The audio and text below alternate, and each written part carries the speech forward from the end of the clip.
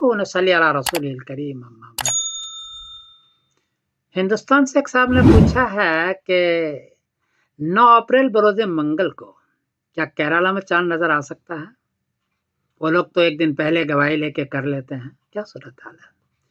जवाबन अर्ज है कि जो सूरत है बाकी हिंदुस्तान का, जैसे सूरत है, अहमदाबाद है, वही सूरत है केरला में भी, यानी वहां भी 9 डिग्री चांद है और 18 घंटे 45 मिनट उसकी उम्र है।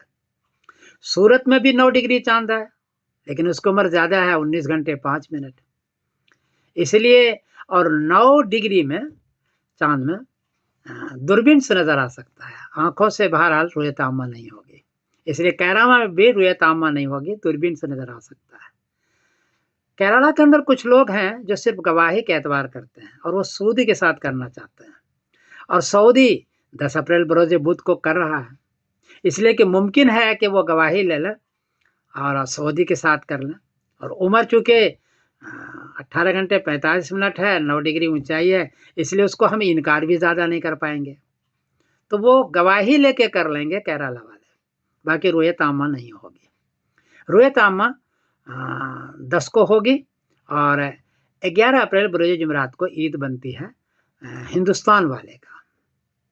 अलबत्ता पाकिस्तान वाला कि यहाँ ताफ्तान एक जगह है बिल्कुल मगरिब में पाकिस्तान में, वहाँ है तकरीबन 20 घंटे इसकी उम्र है और 10 डिग्री ऊंचाई है, एजी विजिबल है।